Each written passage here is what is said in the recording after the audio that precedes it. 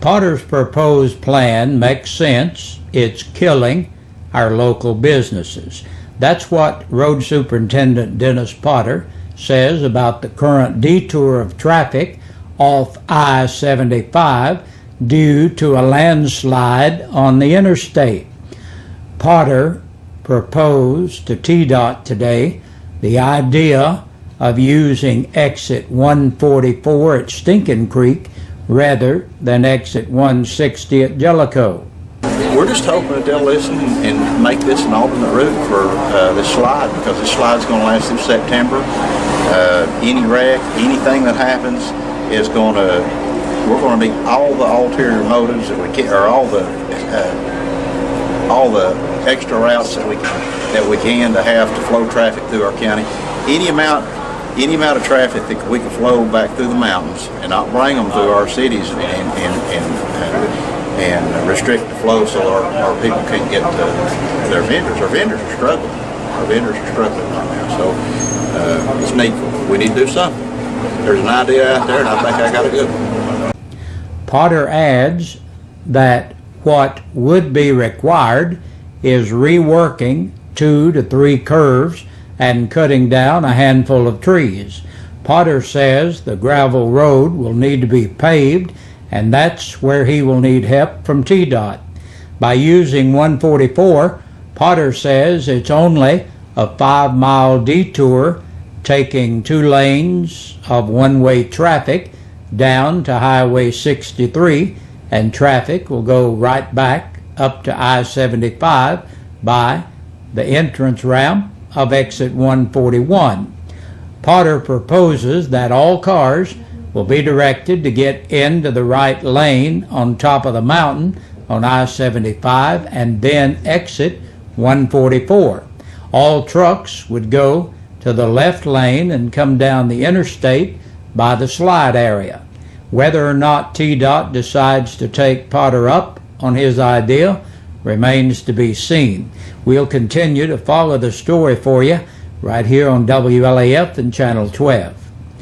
Officials with TDOT held a meeting this morning with Campbell County officials and citizens to discuss the detours that have made a traffic nightmare for most Campbell Countyans.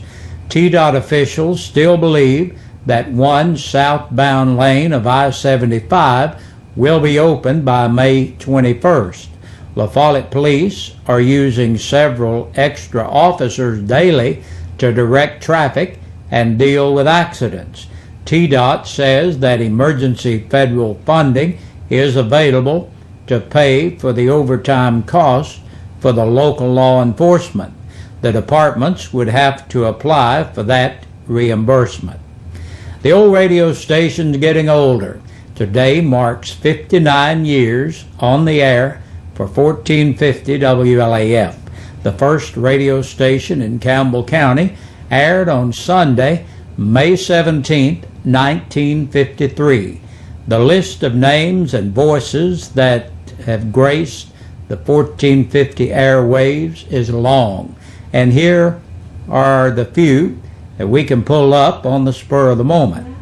Denny Walker, Jack Miller, Jim Castleberry, Jim Rouse, Dick Jones, Billy Joe Fox, Frank Payne, Elmer Longmire, Larry Skeen, Don Martin, Ron Meredith, David Bolton, Denny Orick, Emma McCarty, Dean Branham, Jim Starr, Jerry Monday, Mike Woodward, Stacy Terry, Steve Peebley, Mark Payne, Harold Branham, Kim Miller, Jim Bunch, Karina Miller, Dan Sansone, Bill Waddell, Jordan Colley, Josh Eder, John David Broyles, Jason Shockley, Les Martin, Greg Brackett, David Graham, Adam Smith, and the list goes on.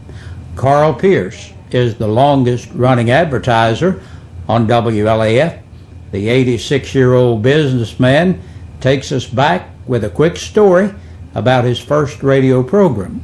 He says a group of singers, Troy Ivy, Carlos Henderson, and John L. Miller, sang each day live from the Fleet Building studio downtown during his radio show on WLAF.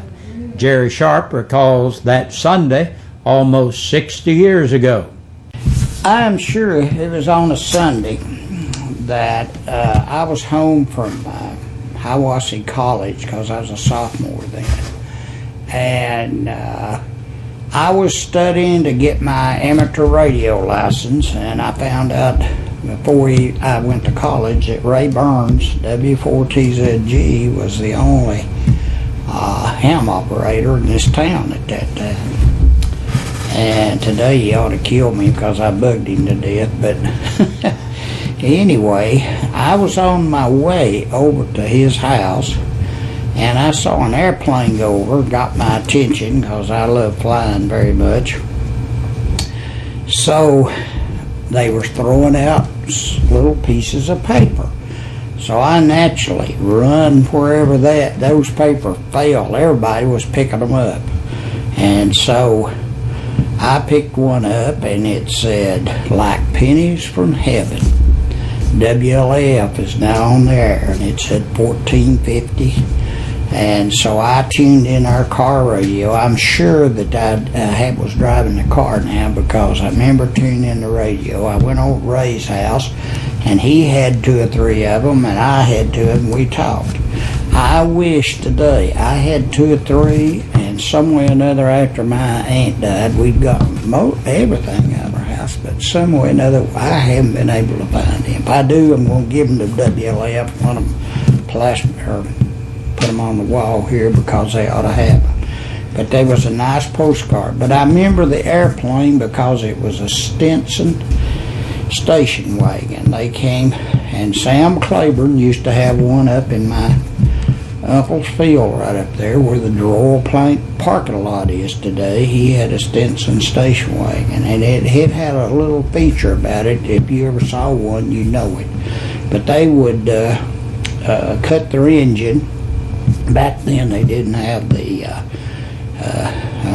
probably 2,000 or 3,000 feet over a city like La Follette, but anyway, they'd cut their engine and throw these out the window. Of course, you could see it, chaff going everywhere, which there was the little cars.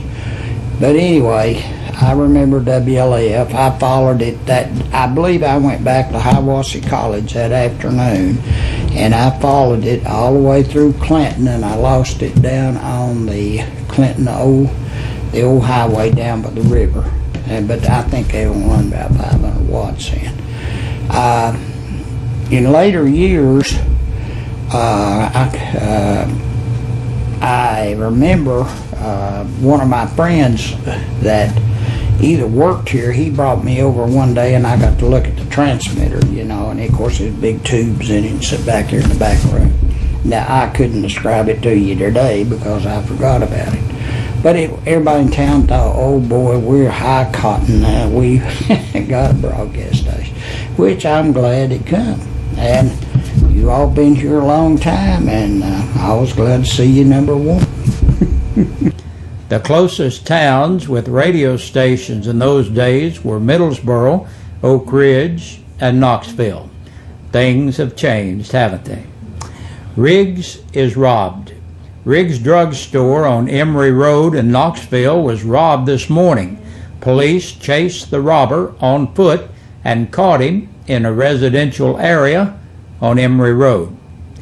You're invited to the opening performance of the Little Community Theater this Saturday night. The name of the play is A Wish for Campbell County. It will start at 7 o'clock at West La Follette School, now called the La Follette Community Center. David Alley with the University of Tennessee Theater Department is helping with the performance. I was very impressed with what they had written, and I came up here a couple of weeks ago and worked with them a little bit, and they were very, very receptive to what I had to offer. They were very open to receiving some direction, and I think they were probably maybe a little hungry for, as Gina Adrian, the teacher who's kind of in charge of the group, told me, they needed to be a little bit revitalized and re-energized, and hopefully that happened. The Shriners are selling papers this week. The Shrine Paper Sale is taking place at Food City today. Just look for the men in the funny hats. They're raising money for Shrine hospitals. Shriners are at Food City until 8 o'clock this evening and return tomorrow morning.